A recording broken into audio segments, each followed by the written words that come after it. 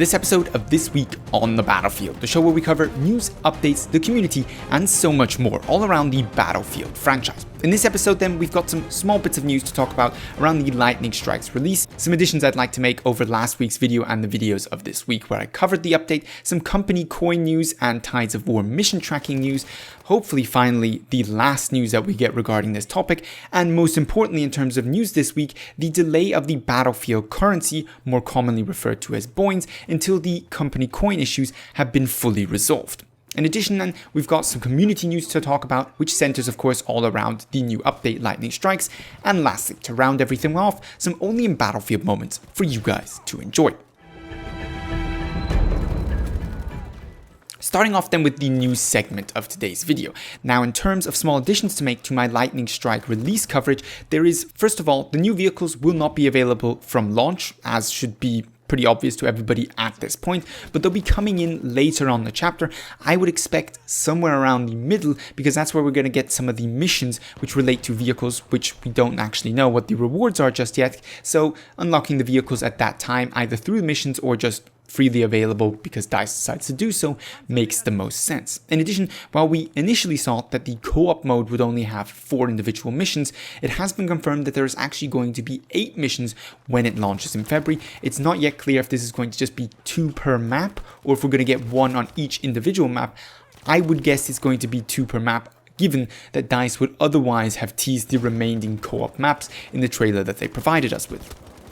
In terms of company coins and Tides of War mission tracking then, the story that never seems to end. I've reported I don't know how many times, on good authority from the devs on what they've posted either on Reddit or on Twitter, that the issue has been resolved, and yet here we stand once again talking about the issue once more. Supposedly is now fixed once more for the majority of players. That's in terms of company coin, the Tides of War tracking should be fully resolved as it stands right now. For the remaining players for which the company coin fix doesn't work, a manual batch job, what exactly ever that means, is being done, which should resolve the remaining issues. No word just yet on when the interface and how many coins are being displayed that you have earned at the end of round screens, etc. will actually be introduced and when it's going to be complete. I really hope that they simply just finally have it fixed for good now, because this issue has been plaguing Battlefield 5 since launch and isn't exactly a pleasant one to deal with. In terms of microtransaction news or Battlefield currency, commonly referred to as Boins, we had one of the developers confirm this week that they actually won't be coming out, showing up, be purchasable or usable until all company coin issues have been resolved and retroactive grants, something DICE is still working on, have been completed. In other words, you're not going to be able to spend in-game currency until DICE has fixed their stuff regarding company coin, and by company coin fixed, they mean not only you earning some, but you also getting the company coins that at this point you've been owed for quite some time. Good news there, and as I covered in a past video, DICE here is doing the only sensible thing and avoiding a public relations disaster that could result from releasing premium currency when in-game currency isn't even working properly just yet.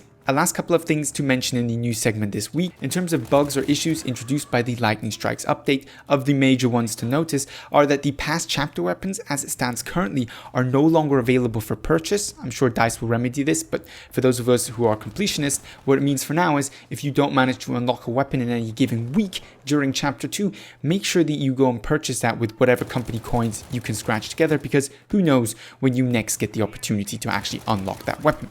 In terms of Squad Conquest, the new game mode added, of course, to Battlefield 5 this week, it's currently missing its cap radiuses. That is, however, a bug and will be resolved in presumably the next update. No ETA on that confirmed just yet, however. The issues with orders being given on neutral flags in that same game mode is also apparent, and the developers are aware of it, trying to find a fix as soon as possible. The Frontlines 8v8, which amusingly made Frontlines an 8v8 game mode for part of this week, has also been resolved in the meantime. That initially was a bug but no longer is the case, and DICE is looking into the unintentional huge delay in the transition between kill card and bleed out, which they also blame for the revive icon not counting down for down teammate, which is of course annoying for those of us trying to revive our teammates, but we never actually know how long they still have to hold out before they run out of time. In interesting news this week, the weekly debrief, which has been a staple of Battlefield 5's communication strategy, was left out this week. DICE put out a statement saying they're working on Firestorm community and rollout plans, and that is a word-for-word quote, and thus didn't have time to complete it this week, but we should expect it to return in the near future. Interesting that they're already working on Firestorm community rollout plans, whatever the hell that means, given that Firestorm is still 2 months away. It does, however, leave me in a little bit of a positive mood because it means that DICE really is trying to prepare for Firestorm's release and they don't want to botch this one up. If you're interested in the power and potential that Firestorm has to change Battlefield 5 and for the better bring in new players and new attention to the game, I'll link down below in the description a video by myself which I made just towards the end of this week covering that topic in a little bit more detail. In terms of community news then, it was, as the main news cycle, a little bit thin this week. And that's because everybody was a little bit busy focusing on the new update.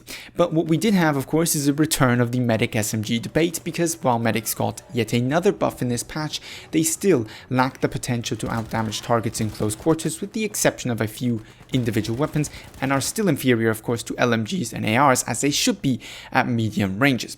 Also, we got a lot of hype around the footstep change updates, one of the best parts of this patch, as well as some interesting suggestions by members of the community such as Jack France to maybe tone down friendly footsteps so that foreign footsteps or enemy footsteps are more audible. I absolutely support the suggestion because while footsteps are now clearly audible and that's a fantastic addition, I found myself way too often turning around to shoot at a friendly player who's walking behind me, or sometimes find it very difficult when in close proximity to my squad to keep apart the enemies from them and where they're located, and this despite rocking a pretty decent headset.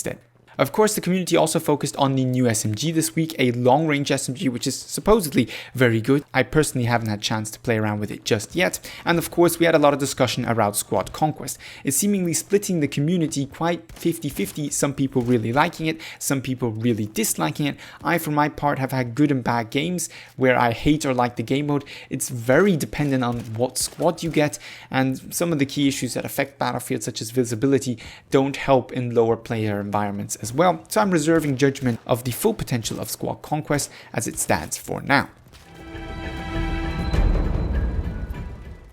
But we move on then to the only in Battlefield moments. And this week we've got 4, some good and some funny. PBA Sydney is going to be starting us off this week by taking out 2 planes with 2 consecutive, very closely timed Piat shots just before the round's end. I never get sick and tired of the Panzerfaust and Piat shot takedowns on plane, so this was once again beautiful to witness. Lizak this week, he's been going medic main for quite some time, and in a funny turn of events, he's going to try and cover his position, which is clearly under fire, with some smoke. The only problem, of course, what he's forgotten is that he's now playing as assault and that medic, and that understandably results in him dying quite spectacularly. One heart posted by Pradel Madel over on the Reddit forum. This one, if you ask me, really just speaks for itself.